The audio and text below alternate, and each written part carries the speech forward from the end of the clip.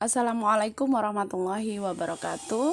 Hari ini adalah mata kuliah Sistem Informasi Manajemen dengan materi pertemuan yang ketiga, yaitu Sistem Pengolahan Data. Tentu adik-adik semua sudah tahu tentang bagaimana sih mengolah data, karena memang sekarang teknologi kita itu untuk wajib mengetahui semuanya ya, apalagi sekarang orang sudah tahu Android, komputer ya, karena ini adalah menjadi suatu kebutuhan. Tentunya dalam pengolahan data di perusahaan itu ataupun di organisasi itu sudah harus digunakan. Karena ketika kita tahu bahwa teknologi itu semakin canggih, tentu kita harus mengikuti teknologi tersebut setiap saat ya, kita harus update. Apalagi kalau di organisasi ya, organisasi itu tentunya juga harus kita tahu apa saja yang harus kita laksanakan, apa saja yang harus kita gunakan untuk mempermudah pekerjaan.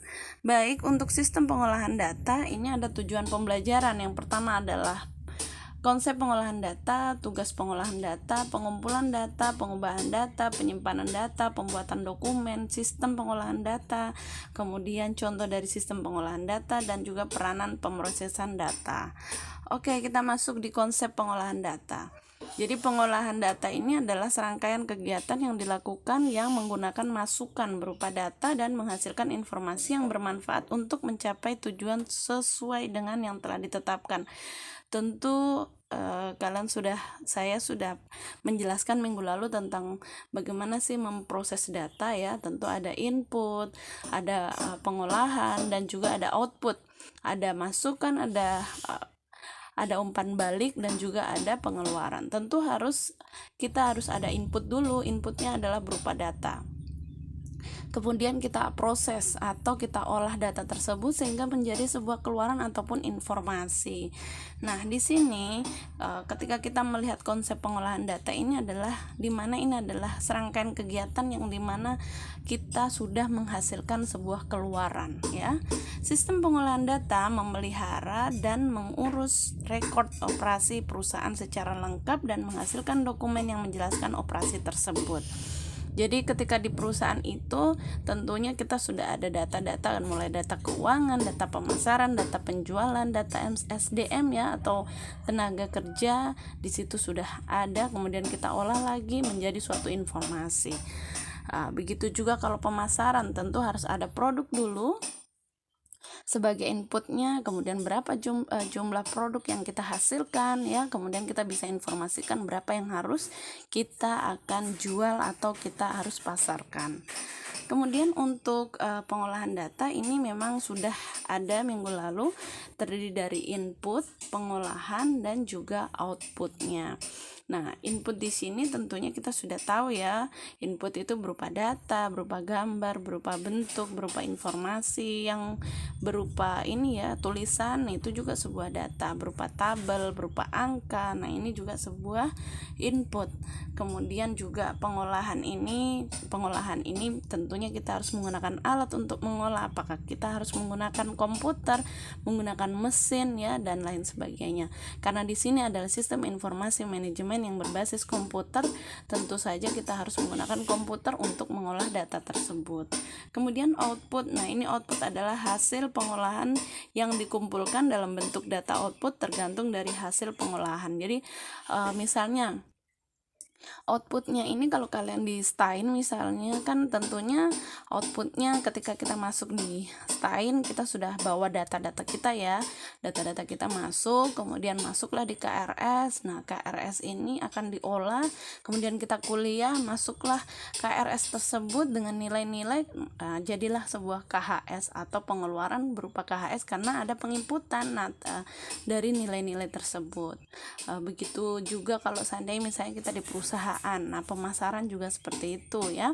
Misalnya ada data-data yang dimana kita harus memasarkan produk itu, berapa yang harus kita pasarkan, tentu harus ada data dulu, kemudian kita olah, kemudian ada informasi. Lanjut, untuk tugas pengolahan data tentunya harus mengumpulkan data, mengubah data, menyimpan data, dan membuat dokumen. Tentunya kalau kita mengolah data harus kita kumpulkan data dulu supaya data tersebut memang betul-betul relevan ataupun betul-betul dia nyata ya. Kemudian kita ubah, apakah kita harus melakukan pengubahan atau manipulasi. Kemudian kita penyimpanan. Nah, kalau penyimpanan sekarang banyak menggunakan flash disk ya, hard disk itu. Nah, atau flash disk, kalau dulu orang masih menggunakan disket, tapi sekarang orang banyak menggunakan flash disk yang lebih efektif. Kemudian pembuatan dokumen, kita buatlah dokumen itu sesuai dengan apa data-data yang kita inginkan. Kemudian untuk pengumpulan data, tentunya pengumpulan data ini sepanjang perusahaan memberikan barang dan jasa dan kepala lingkungannya, tiap tindakannya ini digambarkan dalam rekod data. Nah, jika tindakan tersebut melibatkan elemen lingkungan, hal ini disebut transaksi. Ya, pernah lihat kalau kita lihat mengumpulkan data itu macam kita misalnya ke BNS itu tentu kita harus direkod dulu datanya untuk masuk, untuk keluar berapa biaya yang harus kita bayar ya. Nah, biasanya data itu juga bisa melalui pengamatan secara langsung. Nah, bisa wawancara, bisa responden, bisa daftar pertanyaan.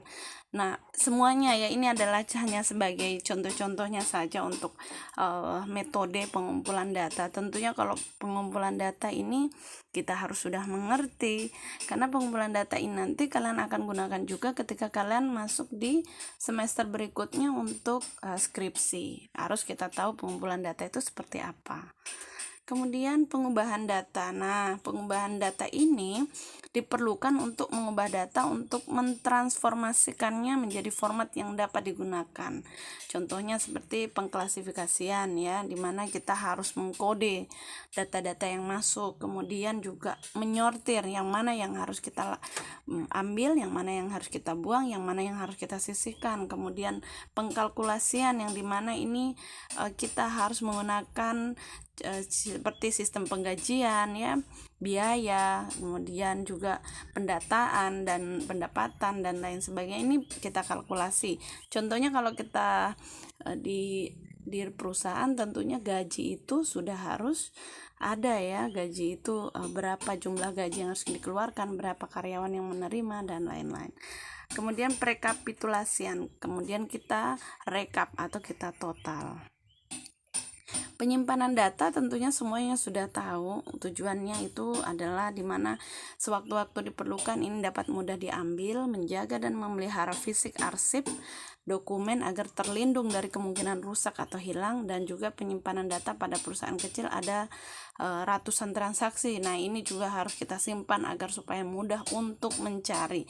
Penyimpanan itu juga harus kita arsipkan dengan baik, tidak sembarangan, apalagi kalau dalam komputer. Dalam komputer itu kalau kita tidak tulis misalnya kita harus tulis datanya apa di dalam komputer, itu masuk di data D, data E atau data F, itu juga harus sudah terkonfirmasi dengan baik agar ketika kita melakukan pencarian itu mudah.